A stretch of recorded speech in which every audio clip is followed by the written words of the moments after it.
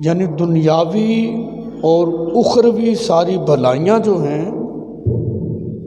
والدین کی خدمت میں اسلام نے رکھی ہیں۔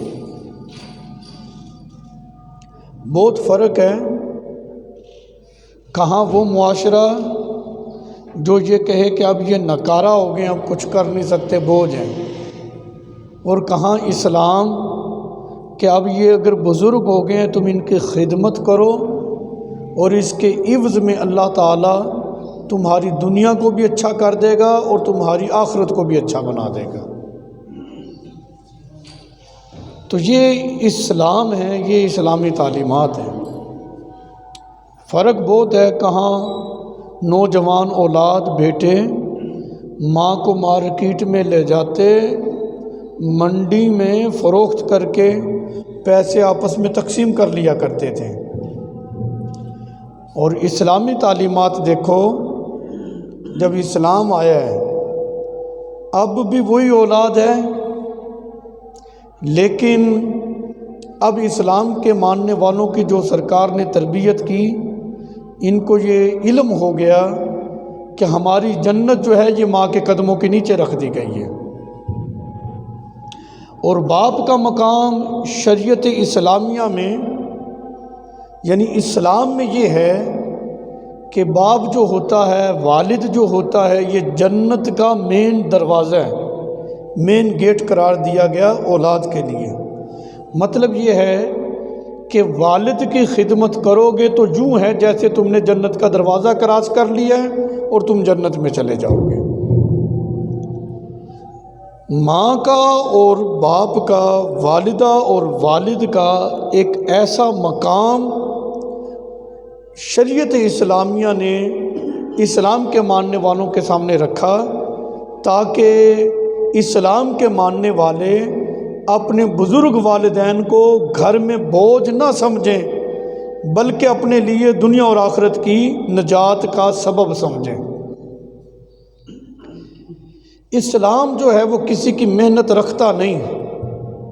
اسلام یعنی انسان محنت کرے، یہ لوگ ہیں جو کسی کی محنت کو دبا جاتے ہیں، کسی کو کسی کا حق نہ دیں، لیکن اسلام شریعت، شارع علیہ السلام، رب جو خالق ہے، پالنے والا، یہ اپنے بندوں کی محنت رکھتا نہیں۔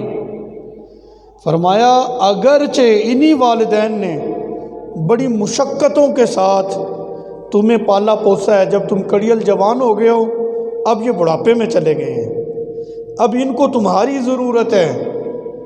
اب یہ صرف بدلہ ہی نہیں ہے کہ بچپن میں انہوں نے تمہیں پال دیا، بڑھاپے میں اب تم ان کو پال لو، ان کی حفاظت کرو تو حساب برابر ہو گیا۔ فرمایا نہیں، اگرچہ بچپن میں انہوں نے تمہیں پالا ہے، بڑھاپے میں تم ان کی دیکھ بھال کرو، یہ کوئی بدلہ نہیں ہے۔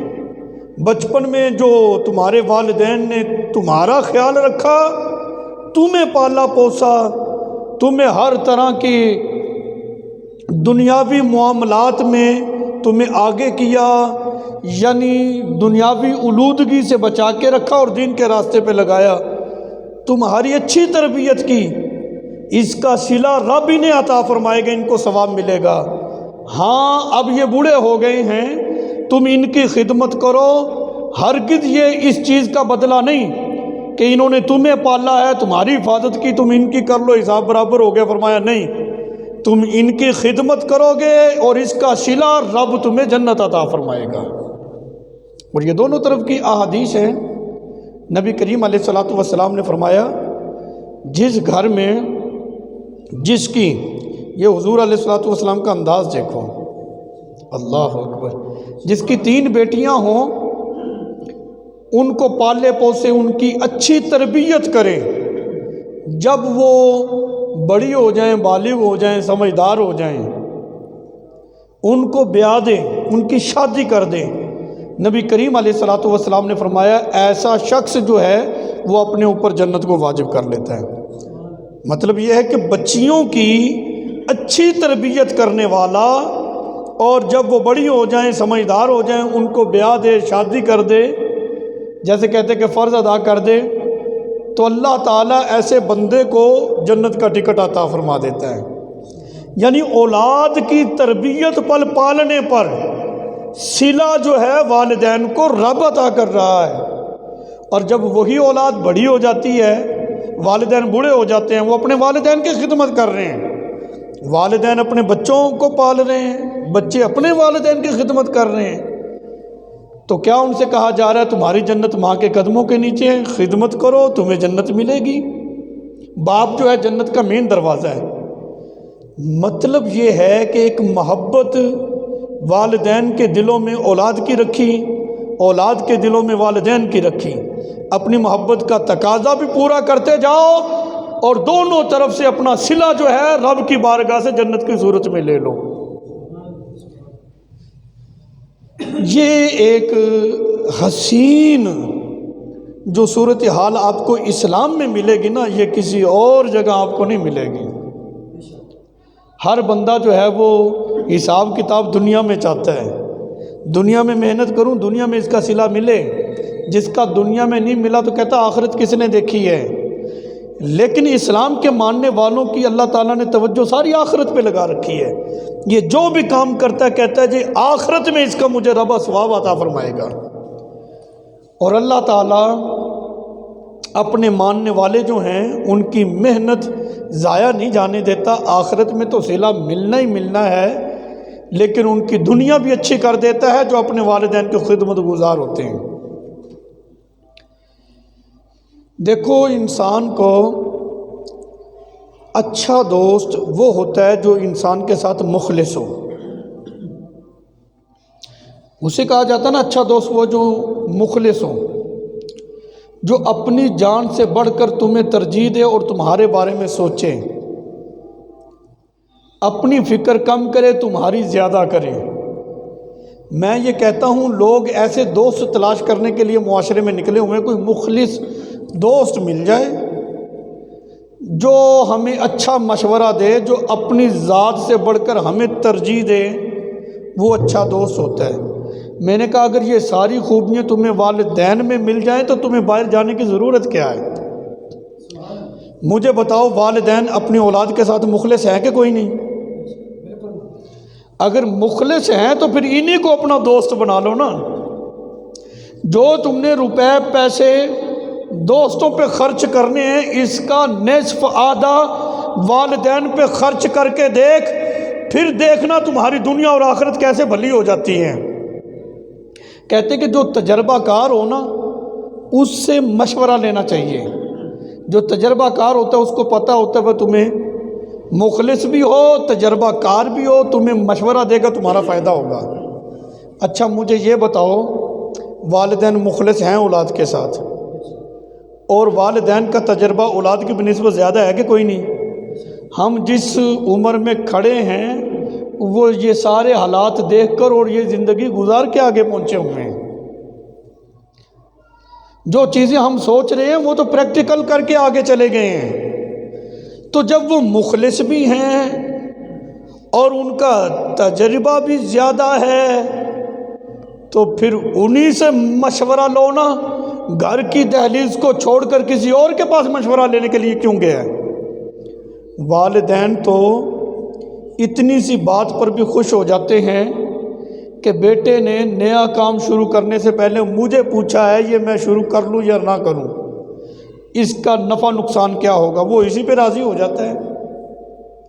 وہ راضی بھی ہو جائے گا اور تجھے اچھا مشورہ بھی دے گا، تو دنیاوی طور پر بھی تمہارے اس میں فوائد ہو رہے ہیں کہ نہیں؟ اچھا باپ سے بڑھ کر ماں سے بڑھ کر کون ہے جو اپنی اولاد کو اپنی جان پر ترجیح دیں؟ اپنے منہ کا لقمہ بھی اولاد کے منہ میں ڈالتے ہیں، اتنی محنت مشقت سے جو باپ کما کے لا رہا ہے، آخر وہ دنیا کو دیکھتا ہے، دنیا اس نے پھری ہوتی ہے، ہر چیز کو اس کا بھی دل کرتا ہے، اس کی بھی خواہشات ہوتی ہیں کہ اچھا میں پہن لوں، اچھا میں کھاؤں، اچھی جگہ پہ میں رہوں، لیکن ان تمام چیزوں کے باوجود وہ اپنی کمائی کا زیادہ حصہ جو ہے وہ اپنی اولاد پر خوشی کے ساتھ صرف کرتا ہے۔ کیوں؟ اس لیے وہ یہ سب کچھ کر رہا ہوتا ہے کہ وہ اپنی ذات سے بڑھ کر اپنے بچوں کو ترجیح دے رہا ہے۔ یعنی بچوں کا زیادہ خیر خواہ باپ ہی ہے، معاشرے میں کوئی اور نہیں ملے گا جو اپنی ذات سے بڑھ کر تمہیں ترجیح دیں۔ جب باپ مخلص ہے، زیادہ تجربہ کار بھی ہے اور اپنے آپ پر تمہیں ترجیح بھی دے رہا ہے، تو پھر انہی سے مشورہ بنتا ہے، انہی سے مشورہ لو، انہی کی خدمت کرو۔ چہ جائے گے کہ تم کسی کی خوش آمد کرو اور اس سے جا کر تم ایک جو ہے وہ کوئی مشورہ لے کر آؤ اور خوش ہو جاؤ، چھلانگے لگاؤ جو اس نے مجھے مشورہ دیا میں اب یہ کام شروع کرنے لگا ہوں۔ والدین کی خدمت کرنی چاہیے۔ اب جس اعتبار سے بھی آئیں گے، امام بخاری رحمۃ اللہ علیہ کی کتاب ہے ادب المفرد، اس میں آپ نے اس روایت کو، اس حدیث کو ذکر کیا ہے۔ آپ نے فرمایا کہ جو آدمی یہ دیکھنا چاہتا ہے کہ میرا رب مجھ سے راضی ہے یا ناراض ہے، اس کو چاہیے کہ وہ اپنے والدین کو دیکھے۔ اگر وہ راضی ہیں سمجھ لے رب بھی راضی ہے، اگر وہ ناراض ہیں تو سمجھ لے رب بھی ناراض ہے۔ یہ حدیث ہے جو امام بخاری نے ادب المفرد میں ذکر کی ہے۔ اس کا مطلب یہ ہوا والدین کی رضا میں رب کی رضا ہے، والدین کی ناراضگی میں رب کی ناراضگی ہے۔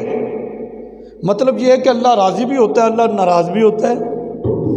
راضی ہونا رب کا ناراض ہونا یہ اللہ کی دونوں صفات ہیں، صفتیں ہیں۔ ایک ہے ہمارا راضی ہونا یا ہمارا ناراض ہو جانا۔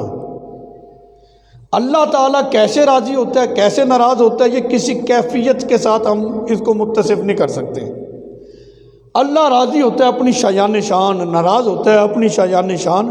مخلوق کے پاس کوئی ایسی چیز ہی نہیں جس کی مثال دیتے ہیں۔ البتہ اس بات کا اس کو اندازہ ہو جائے گا اپنے والدین کو دیکھ کر کہ رب مجھ سے راضی ہے کہ ناراض ہے۔ چاہتے ہو رب راضی ہو جائے، پالنے والا، جیسے کہتے ہیں نا، جے ایک قطرہ بخشے مینوں کم بن جانا میرا۔ جہاں ایک قطرے سے ہی کام بن رہا ہے تو والدین کو راضی کر، وہ جب راضی ہو گیا تو پھر تو کام بن گیا نا جی۔ ہارون رشید نے اپنے جو ماتحت تھے، اس کے جو غلام تھے، ان سے کہا جاؤ میں تمہیں اجازت دے رہا ہوں، وہ میرے خزانے پڑے ہیں، لوٹ لو۔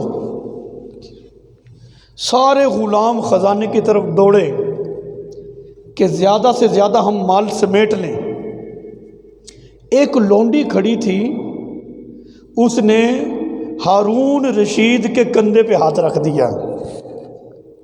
ہارون رشید فرمانے لگا، انہوں نے کہا بھی پگلی ہے تو، سارے میرا مال لوٹ رہے ہیں، جا تو بھی خزانہ سمیٹ۔ اس نے بڑا خوبصورت جواب دیا۔ اس نے کہا جی بات یہ ہے، تو نے آج یہ کہا ہے کہ جو آدمی جس میرے خزانے پہ ہاتھ رکھ دے گا وہ اسی کا ہے۔ میں نے تجھی پہ ہی ہاتھ رکھ دیا ہے، جب تو میرا ہو جائے گا تو تیرے خزانے خود بخود میرے ہو جائیں گے۔ ساری کائنات کا خالق، مالک، رازق رب ہے۔ اگر چاہتے ہو ساری کائنات ہی تمہاری ہو جائے، یہ صرف جزوی طور پر نہ جاؤ کہ دنیا کی فلاں چیز مل جائے، ساری دولتیں اگر کائنات کی چاہتے ہو، اپنے والدین کی خدمت کرو، ان کو راضی کر لو۔ امام بخاری نے ادب المفرد کے اندر اس روایت کو ذکر کیا ہے، جو یہ چاہتا ہے کہ دیکھنا چاہتا ہے رب راضی ہے یا ناراض ہے، والدین کو دیکھے، اگر والدین راضی ہیں تو رب بھی راضی ہو جائے گا۔ جب رب راضی ہو جائے گا مطلب یہ ہے کہ پھر رب کے خزانے بھی تمہارے ہو جائیں گے۔ شیخ سعدی رحمۃ اللہ علیہ بہت بڑے بزرگ گزرے ہیں، نوجوان لڑکے تھے، کہتے ہیں کہ میں ایک جنگل سے سفر کر رہا تھا، سفر کے دوران میں نے دیکھا ایک بزرگ ہے، وہ گھوڑے کی جگہ شیر پر سوار ہے اور چھڑی کی جگہ اس نے سانپ پکڑا ہوا ہے۔ کہتے میں دیکھ کر گھبرا گیا بھی یہ کون ہے جو سواری شیر پہ کر رہا ہے اور چھڑی کی جگہ اس نے سانپ کو پکڑا ہوا ہے۔ کہتے میں گھبرایا۔ وہ بزرگ قریب آئے، کہنے لگے او نوجوان ڈر نہیں، تجھے پتہ نہیں ہے جب بندہ اپنے رب کا ہو جاتا ہے، رب اپنی ساری مخلوق کو اپنے بندے کے تابع کر دیا کرتا ہے، تو میں رب کا ہو گیا ہوں۔ اب یہ رب کی جو مخلوق ہے یہ میرے تابع ہے۔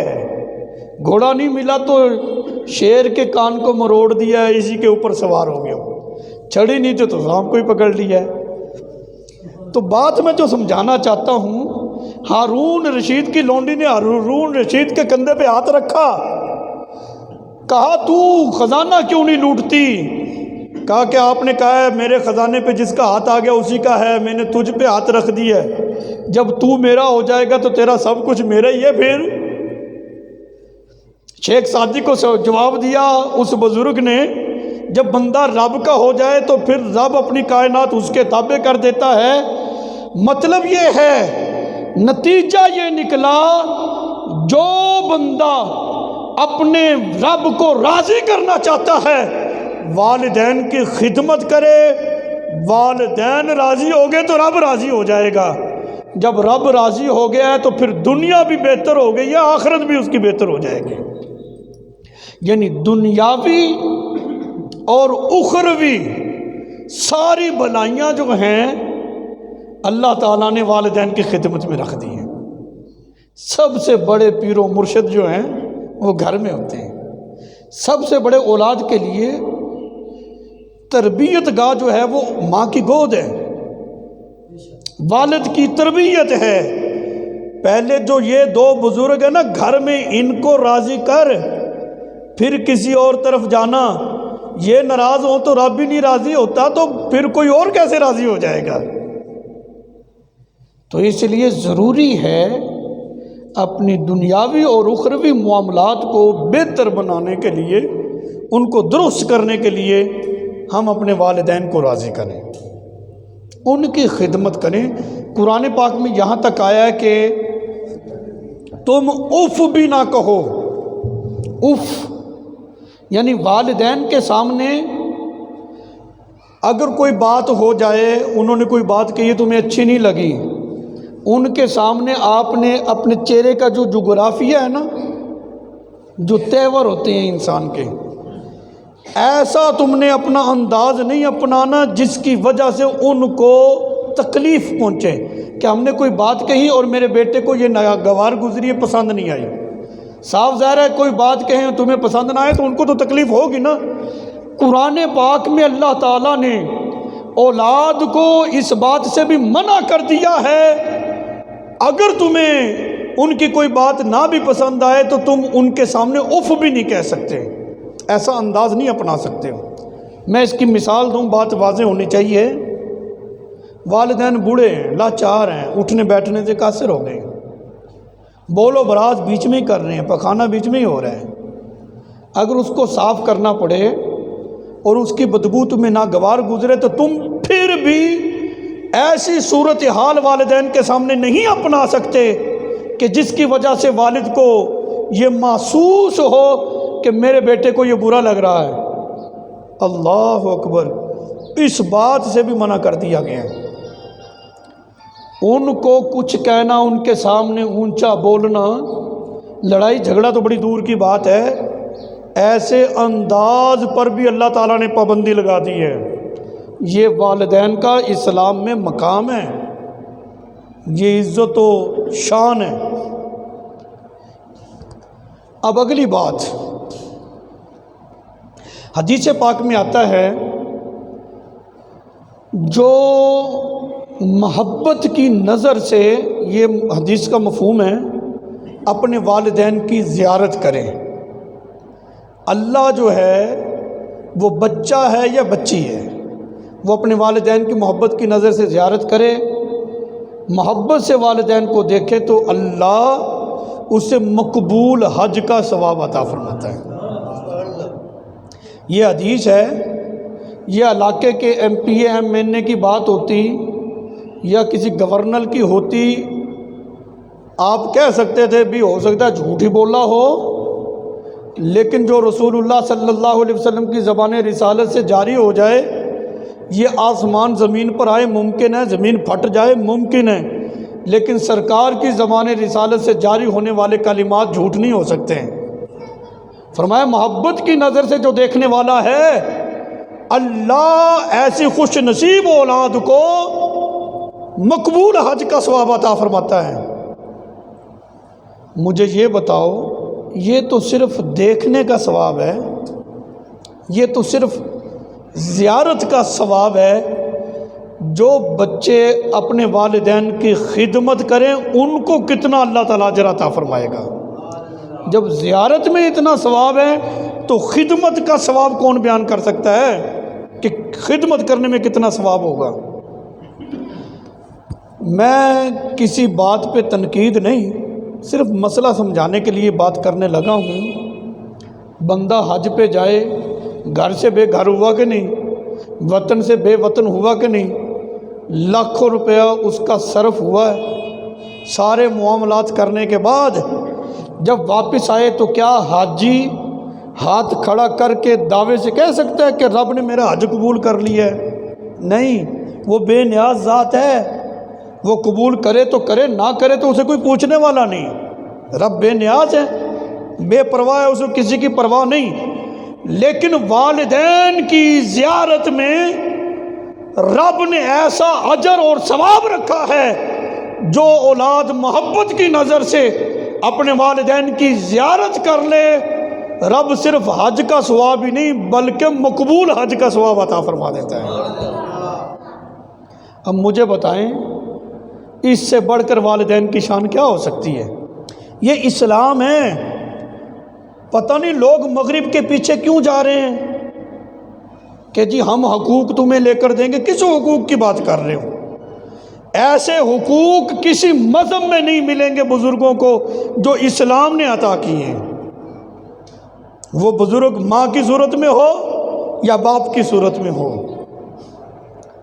میرے آقا علیہ الصلوۃ والسلام کا فرمان ہے، حدیث پاک ہے، 3 اشخاص ایسے ہیں جن کی دعا رد نہیں ہوتی، اللہ تعالیٰ قبول ہی کر لیتا ہے۔ نمبر 1، مسافر کی دعا۔ جو مسافر ہوتا ہے نا، جب وہ دعا کرتا ہے اللہ تعالیٰ اس کی دعا کو قبول کر لیتا ہے۔ لوگوں کا یہ رجحان کیوں بنا ہوا ہے؟ یار مدرسے کے جو طالب علم ہیں ان کو بلا کر لاؤ۔ کیوں؟ یہ سارے مسافر ہیں، دور دراز سے سفر کر کے اللہ اور اس کے رسول کے دین کو پڑھنے کے لیے آئے ہوئے ہیں، اور سرکار کا فرمان ہے کہ مسافر جس کے لیے دعا کرے اللہ قبول کر لیتا ہے۔ ایک کی دعا رد نہیں ہوتی، جہاں 20-25 اکٹھے ہو جائیں اور مل کر دعا کریں کہ اللہ اس گھر والوں پر رحمت نازل کر، ان کی مشکلیں آسان کر، تو رب کتنی رحمتیں نازل فرمائے گا۔ میرے آقا نے فرمایا جو مسافر ہوتا ہے اس کی دعا رد نہیں ہوتی۔ نمبر 2، مظلوم، جس پر ظلم کر رہا ہے ظالم اور وہ اس کے ظلم کو برداشت کر رہا ہے، تو ظالم جو ہے وہ کسی نخرے میں نہ رکھے۔ اگر اس مظلوم نے اپنے ہاتھ رب کی بارگاہ میں اٹھا دیے نا، ٹھیک ہے دنیا میں تیرا طوطی بولتا ہے، اوپر نیچے آگے پیچھے تیرے رابطے ہیں، اس مظلوم کو کوئی پوچھنے والا نہیں، تو جیسے چاہے اس کے ساتھ کر لے، لیکن پیدا کرنے والا رب تو سب کا ہی سانجا ہے نا جی، وہ تو مظلوم کی بھی سنتا ہے۔ سرکار نے فرمایا ذرا خیال کرنا، مظلوم کی دعا یا بد دعا رد نہیں ہوتی، جب وہ ہاتھ اٹھائے گا رب اس کی دعا کو قبول فرما لے گا۔ اس لیے مظلوم کی آہ سے بھی بچنا چاہیے۔ کسی کا حق کھاتے ہوئے یہ ضرور ذہن میں رکھنا کہ یہ دنیا میں تو ہم سے نہیں جیت سکتا، کیونکہ حیثیت والے تم ہو، سارے ظالم تمہارے ساتھ ہی کھڑے ہیں، ظالم کے ساتھ ظالم ہوگا نا، شریف آدمی کے ساتھ تو شریف ہی ہوگا، ظالم تو اس کی صف میں نہیں آ سکتا۔ اللہ مظلوم کی دعا کو رد نہیں کرتا۔ نمبر 3، والد، یعنی ماں باپ کی دعا اولاد کے حق میں یا باپ کی بد دعا اولاد کے حق میں، جب یہ باپ ہاتھ اٹھا دیتا ہے اللہ اس کو بھی رد نہیں کرتا۔ میں کہتا ہوں دنیاوی جو بھی معاملات بن جائیں، صحت کے معاملات ہیں، گھریلو معاملات ہیں، کاروبار کے معاملات ہیں، دائیں بائیں ادھر ہونے کی ضرورت نہیں ہے۔ وہ جو پیسے تم نے سفر پہ خرچ کرنے ہیں نا، وہ بھی سارے جمع تفریق کر کے والد کی خدمت میں پیش کرو، اس پہ خرچ کرو، ان کی خدمت کرو، اور کہو کہ مجھے کاروبار میں بڑی پریشانی ہے، مہربانی کر کے دعا کرو، کیونکہ میرے آقا کا فرمان ہے باپ کی دعا اولاد کے حق میں جب ہوتی ہے اللہ اس دعا کو رد نہیں کرتا۔ بزرگ یہ فرماتے ہیں کہ دعائیں جو ہوتی ہیں نا وہ کروائی نہیں جاتی، بلکہ دعائیں لی جاتی ہیں، کہ تم خدمت اتنی کرو کہ ان کے منہ سے خود ہی نکلے کہ رب دنیا آخرت میں تیرا بھلائی کرے، دنیا آخرت کی ساری عزتیں اللہ تعالیٰ تجھے عطا کرے۔ ماں باپ جس کو یہ دعا دے دے نا جی، میں نے اس بندے کو دنیا میں ذلیل ہوتے کبھی نہیں دیکھا ہے۔ ہمیشہ پریشانی کا سامنا اس بندے کو ہوتا ہے جو اپنے والدین کو اذیتیں پہنچاتا ہے، ان کو پریشانیاں پہنچاتا ہے۔ دوسری بات یہاں پر بڑی قابل غور، بڑی توجہ طلب بات، حدیث پاک ہے، میرے آقا علیہ الصلاۃ والسلام نے ارشاد فرمایا، حضور فرماتے ہیں، علامہ بدر الدین عینی نے اس حدیث پاک کو بخاری شریف کی شرح کے اندر، عمدۃ القاری شرح بخاری میں اس حدیث کو نقل کیا ہے۔ آپ فرماتے ہیں کہ ایک شخص نبی پاک علیہ الصلاۃ والسلام کی بارگاہ میں حاضر ہوا، عرض کرنے لگا کہ میں نے نظر ماننی تھی، جس کو ہم کہتے ہیں کہ ہم نے منت ماننی ہوئی ہے کہ میرا یہ کام ہو جائے تو میں روزہ رکھوں گا یا اتنے نفل پڑھوں گا یا کسی بزرگ کے مزار پہ جا کر میں فاتحہ خوانی کروں گا یا لنگر پیش کروں گا وغیرہ وغیرہ۔ وہ آدمی حضور کی بارگاہ میں حاضر ہوا، عمدۃ القاری شرح بخاری کے اندر یہ روایت موجود ہے، یہ کوئی قصہ کہانی نہیں۔ عرض کی میں نے نظر مانی ہے کہ میرا یہ کام ہو جائے، میں کعبے کی چوکھٹ کو چوموں گا، بوسہ لوں گا، کام ہو گیا، اتنی طاقت کوئی نہیں جاؤں اور یہ سب کچھ کروں۔ سرکار کی بارگاہ میں بندہ آ جائے مسئلہ حل نہ ہو، یہ کیسے ہو سکتا ہے؟ سرکار تو اپنے امتیوں کی مشکلوں کو آسان کرنے کے لیے ہی ہے نا جی۔ فرمایا یہ بتاؤ تمہاری والدہ ہے؟ اللہ اکبر، بتاؤ والدہ ہے تمہاری؟ اب والدہ کا مقام اور اس کی شان و مرتبہ دیکھو، منت ماننی تھی کعبے کی چوکھٹ کو چوموں گا، سرکار فرما رہے ہیں بتاؤ والدہ ہے؟ کہاں کعبہ اور کہاں والدہ؟ پھر یہ بھی نہیں فرمایا کہ ان کا ماتھا چومو، سر کو بوسہ دے دو، فرمایا جا قدموں کو بوسہ دے، سمجھ لینا تو نے کعبے کی چوکھٹ کو چوم لیا ہے، تمہاری نظر پوری ہو گئی ہے، جا۔ ہم نے پتہ نہیں کیا سمجھ رکھا ہے، 2 ٹکے کا آدمی دروازے پہ آ جائے نا جی، ماں پیچھے سے آوازیں دیتی رہے، بچہ ماں کی نہیں سنتا، دوست نے بلایا اس کے لیے بھاگا جا رہا ہے۔ وہ فاسق فاجر جو تجھے نہ کبھی مسجد لے کر گیا، جب بھی لے جاتا ہے تجھے برائی کے اڈے پہ لے جاتا ہے، تو اس کے لیے ماں کو چھوڑ کے جا رہا ہے۔ وہ ماں جس کے قدموں کے بوسے کو رسول اللہ صلی اللہ علیہ وسلم نے بیت اللہ شریف کی چوکھٹ کے ساتھ تشبیہ دی ہے۔ اس بات کو اگر ہم سمجھیں سوچیں تو پھر ہی جا کے پتہ چلے گا نا کہ والدہ کا مقام کیا ہے۔ ایک صحابی حضور علیہ الصلوۃ والسلام کی بارگاہ میں آیا، میں جہاد پہ جانا چاہتا ہوں۔ جہاد اسلام کے اندر بہت عمدہ عبادت ہے، آپ کو پتہ ہے نا جی، اس کی بڑی ترغیب دی گئی ہے اسلام کے اندر، لیکن والدین کا مقام اب آپ کو سمجھ آئے گا کہ جہاد کتنی بڑی عبادت۔ وہ حضور علیہ الصلوۃ والسلام کی بارگاہ میں آ رہا ہے، اس وقت بندے کی ضرورت تھی، اسلام کی کوئی اتنی کثرت وفرت نہیں نہ تھی، ایک آدمی کی ضرورت ہوتی تھی تاکہ کفر کا مقابلہ کیا جائے، اسلام کو آگے بڑھایا جائے۔ مسلمان اگرچہ اپنی دفاعی پوزیشن پہ ہوتے تھے، لیکن دفاع میں بھی اپنے آپ کو بچانے کے لیے لڑنا ہی پڑتا تھا نا۔ اب ایسا تھوڑا ہے کہ گردنیں آگے کر کے جی ٹھیک ہے کاٹتے جاؤ، ہمارے دین کو تم پامال کرتے جاؤ، ایسا تو نہیں نہ ہوتا۔ عرض کی میں بیعت کرنے آیا ہوں جہاد پر، جہاد کے لیے جانا چاہتا ہوں۔ میرے آقا علیہ الصلوۃ والسلام نے فرمایا بھی یہ بتاؤ تمہاری والدہ ہے اور اس کی خدمت کرنے کے لیے پیچھے کوئی ہے؟ تم جو جہاد پہ جا رہے ہو، جہاد کسے کہتے ہیں؟ وہاں پر جنگ ہونی ہے تو شہادت بھی واقع ہو سکتی ہے، بتاؤ اس کی خدمت کرنے کے لیے پیچھے کون ہے؟ حضور پیچھے تو کوئی نہیں ہے میرے علاوہ، میں ہی ہوں۔ فرمایا جا واپس لوٹ جا۔ یہ ہے اسلام۔ اسلام ہرگز اس بات کی تعلیم نہیں دیتا والدین کی نہ مانو، تم آ جاؤ اور تم آگے چلو۔ یار ایک شہر سے دوسرے شہر تم نے جانا ہے، اللہ کے دین کے لیے نکلنا ہے، دوسرے شہر میں مسلمان مر گئے ہیں، وہ کر لیں گے وہاں پہ تبلیغ؟ جب رسول اللہ صلی اللہ علیہ وسلم نے فرمایا ہے جا واپس لوٹ جا، اللہ تجھے تیری نیت کے مطابق جہاد کا ثواب عطا فرمائے گا، جا تو اپنی ماں کی خدمت کر جا کے۔ سبحان اللہ۔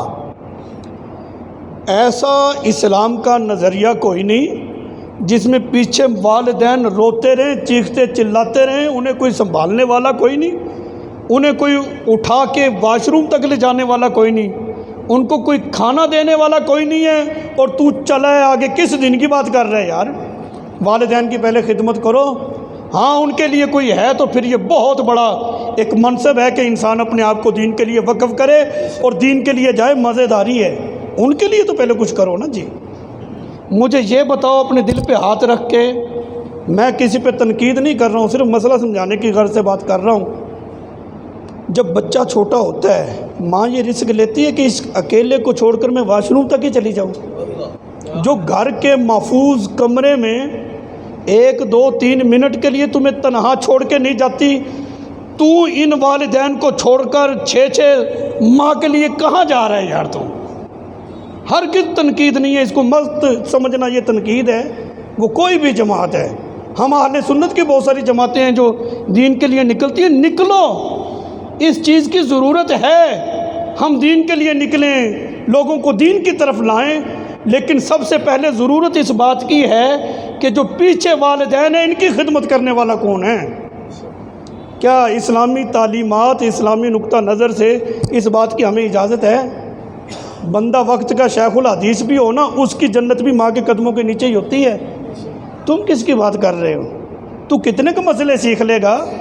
بندہ وقت کا محقق ہو، زمانے کا سیوطی زمان بھی بن جائے، اس کی جنت بھی ماں کے قدموں کے نیچے ہی ہے۔ جس ماں کے پاؤں میں ٹوٹا ہوا جوتا بھی نہیں ہے نا، پھر بھی وقت کا جتنا بھی بڑا ولی ہے، اس کی جنت ماں کے قدموں کے نیچے ہی ہوتی ہے۔ ماں کا اپنا کردار اپنے ساتھ ہے، اس کا اپنا فعل اپنے ساتھ ہے۔ یہ تو نماز نہیں پڑھ دے، انہوں نے کی خدمت کریے، کی پوچھیے تو کدے مسجد تے نہیں گیا، اور بھی وہ مسجد نہیں گیا تو وہ اپنی ذات کے لیے نہیں گیا ہے۔ یہ اس کا اور اس کے رب کا معاملہ ہے، یہ معاملات رب نے اس کے ساتھ کرنے ہیں۔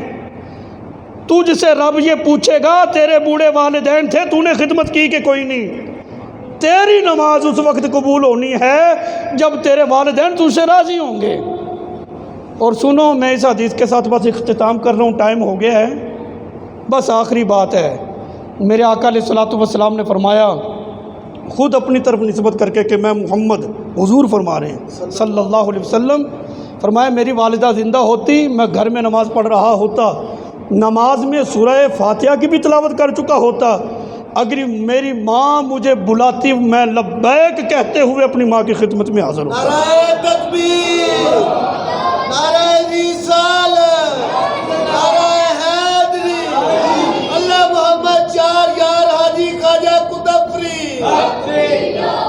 نبی پاک علیہ الصلوۃ والسلام کوئی عام ہستی نہیں، وہ ذات ہے جن پر نماز بھی نازل ہوئی ہے، ان کے صدقے ہمیں دین ملا ہے، قرآن ملا ہے، نماز ملی ہے۔ جب شارع علیہ السلام کی یہ تربیت ہے تو ہم کس طرف جا رہے ہیں؟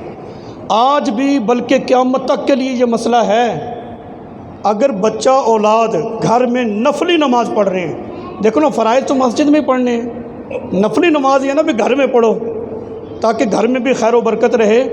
اگر بندہ گھر میں نفلی نماز پڑھ رہا ہے، والدین کو پتہ کوئی نہیں ہے، وہ بوڑھے ہیں کہ وہ نماز پڑھ رہے ہیں، انہوں نے آواز دے دی اپنی خدمت کے لیے، تو رکوع میں ہے، رکوع کو چھوڑ قیام میں قیام کو چھوڑ، جہاں چھوڑ، پہلے ان کی خدمت میں حاضر ہو جا۔ یہ قیامت تک کے لیے قانون ہے۔